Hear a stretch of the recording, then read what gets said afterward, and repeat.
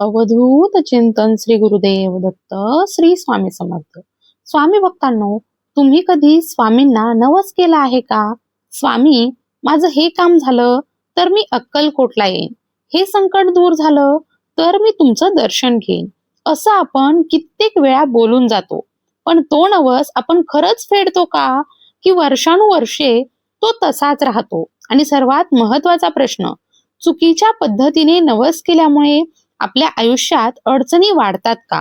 मित्रांनो, आजचा हा व्हिडिओ खूपच महत्वाचा आहे, कारण आज आपण जाणून घेणार आहोत नवस म्हणजे नक्की काय, तो कसा बोलायचा आणि जर फेडता आला नाही तर काय करायचं.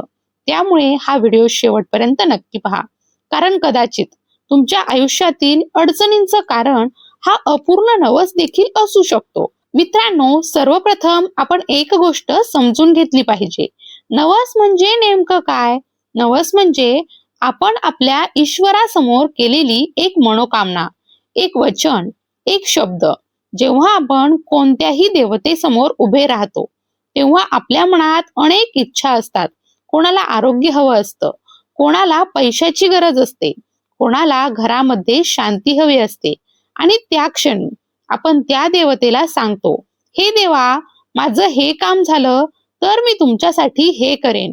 हीच गोष्ट म्हणजे नवस. मित्रांनो, आजच्या काळात एक गोष्ट खूप स्पष्ट आहे. आपण कोणाकडे मागायचं हा प्रश्न प्रत्येकाला पडतोच, कारण नातेसंबंध कमी होत चाललेत, मदत करणारे लोक कमी झाले आहेत. आणि मग आपण शेवटी कुणाकडे जातो? आपल्या देवाकडे, आपल्या स्वामींकडे. स्वामी समर्थ हे आपल्या जीवनातील आधार आहेत, आपल्या प्रत्येक संकटात उभे राहणारे आहेत. म्हणूनच आपण त्यांच्याकडे नवस करतो. मित्रांनो, इथेच एक मोठी चूक आपण करतो. आपण नवस करतो पण तो फेडायला विसरतो. किती लोक आहेत, 10 वर्षापूर्वी नवस केला, 15 वर्षांपूर्वी नवस केला, पण अजूनही तो पूर्ण केला नाही. आणि मग आपण म्हणतो, माझ्या आयुष्यात अडचणी का येतात, काम का अडतं? मित्रांनो, याचं एक कारण अपूर्ण राहिलेला नवस देखील असू शकतो. जेव्हा आपण देवाला शब्द देतो तेव्हा तो शब्द फक्त शब्द नसतो, ती आपली श्रद्धा असते, आपला विश्वास असतो. आणि जेव्हा तो शब्द आपण पाळत नाही तेव्हा आपल्या मनात अपराधीपणा येतो आणि त्या ऊर्जेचा परिणाम आपल्या आयुष्यावर होत असतो. म्हणून नवस केला तर तो फेडणं अत्यंत गरजेचं आहे.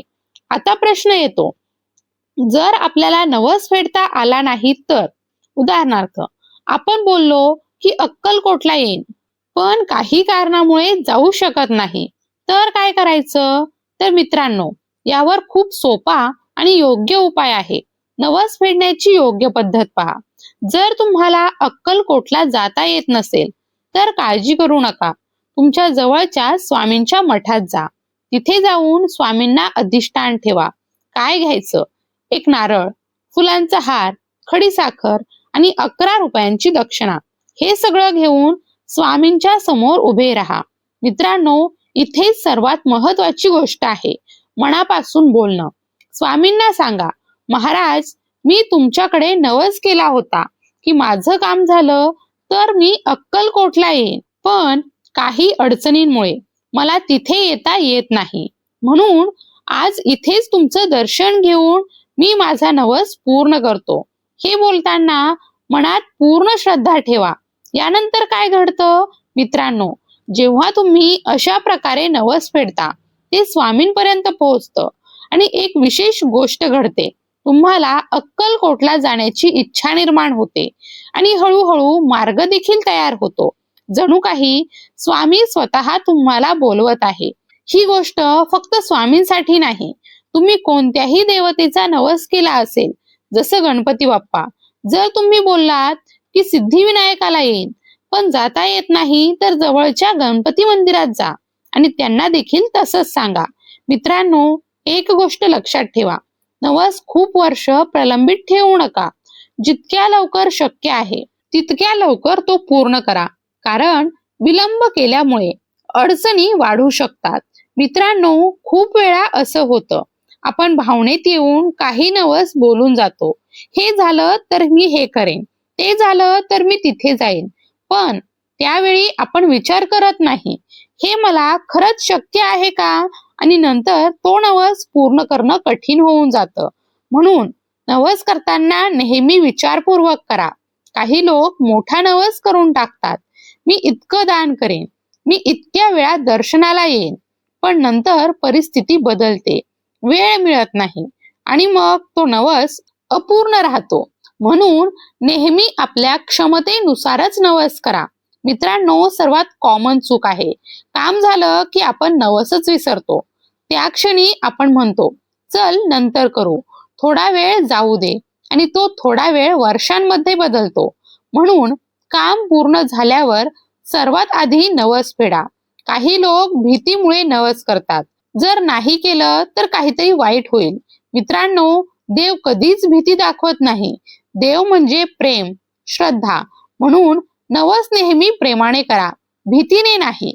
मित्रांनो, नवस करताना मन स्वच्छ असावं, भावना खरी असावी. तुम्ही स्वामींसमोर उभे राहताना कोणताही दिखावा नको, फक्त मनातून बोला. कारण स्वामींना शब्दांपेक्षा भावना समजतात. मित्रांनो, स्वामी समर्थांच्या मार्गात दोन गोष्टी खूप महत्वाच्या आहेत, श्रद्धा आणि सबुरी.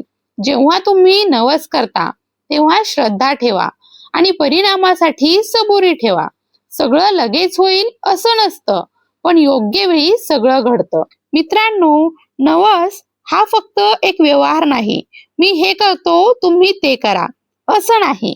तो एक विश्वास आहे, आपण स्वामींवर ठेवलेला आणि स्वामींनी आपल्यावर ठेवलेला. म्हणून तो विश्वास कधीही तुटू देऊ नका.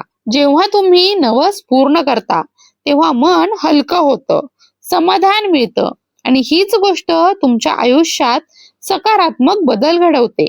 मित्रांनो, कधी कधी आपण मोठ्या गोष्टींकडे लक्ष देतो, पण छोट्या गोष्टीच विसरून जातो. जसं नमस्कार करणं, धन्यवाद देणं, हे देखील खूप महत्वाचं आहे. मित्रांनो, या सगळ्या गोष्टींचा सार एकच आहे, देवावर विश्वास ठेवा आणि दिलेला शब्द पाळा. नवस हा फक्त एक विधी नाही, तो तुमच्या श्रद्धेचं प्रतीक आहे. मित्रांनो, आजच्या या व्हिडिओमधून आपण खूप महत्वाच्या गोष्टी जाणून घेतल्या. नवस म्हणजे काय, तो कसा करायचा आणि तो कसा फेडायचा.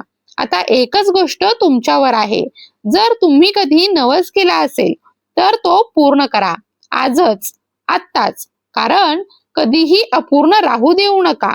जर तुम्हाला हा व्हिडिओ उपयोगी वाटला असेल तर इतरांपर्यंत नक्की पोहोचवा. कारण कदाचित कोणाचं आयुष्य या एका माहितीमुळे बदलू शकतं. शेवटी आपण सगळे मिळून एकदा म्हणूया, श्री स्वामी समर्थ. भिवू नको, स्वामी सदैव पाठीशी आहेत.